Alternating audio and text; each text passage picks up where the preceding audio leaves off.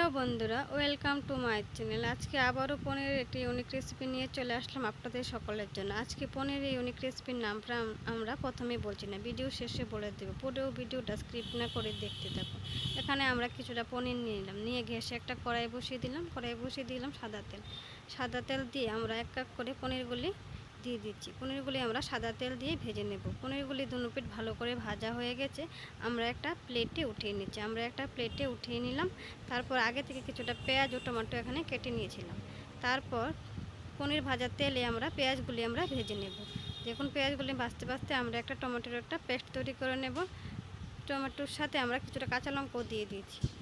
আমাদের টমেটোর পেস্টটা তো রেডি হয়ে গেছে। তারপর এখানে আমরা পেঁয়াজটাও ভাজা হয়ে গেছে। তারপর একটা প্লেটে উঠিয়ে নিচ্ছি। তারপর আরেকটা মিক্সিং জার নিয়ে নিলাম। মিক্সিং জার নিয়ে দিয়ে দিলাম পেঁয়াজ ভাজাটা, দিয়ে দিলাম কিছুটা টক দই, দিয়ে দিলাম কাজু বাদাম, দিয়ে আমরা একটা পেস্ট তৈরি করে নেব। দেখুন, আমরা কথা বলতে বলতে আমাদের পেস্টটা এখানে রেডি হয়ে গেছে।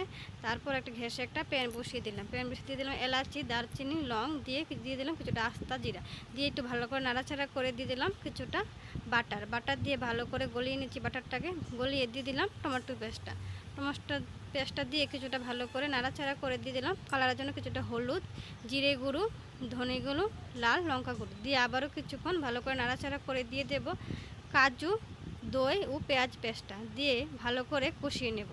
ভালো করে কষিয়ে নিয়ে দিয়ে দেব আমরা কিছুটা নুন স্বাদ মতো নুন দিয়ে দেব মিক্সিং জার দেওয়া জলটা দিয়ে 10 মিনিট ভালো করে ফুটিয়ে দিয়ে দেবো আমাদের পনিরগুলি। দেখুন, পনিরগুলি নিয়ে জলটা একদম শুকিয়ে নেব। দেখুন, জলটা একদম শুকিয়ে নিয়েছি, কিছুটা ধনেপাতা দিয়ে দিয়েছি। দেখুন কি সুন্দর হয়ে গেছে আমাদের পনিরটা।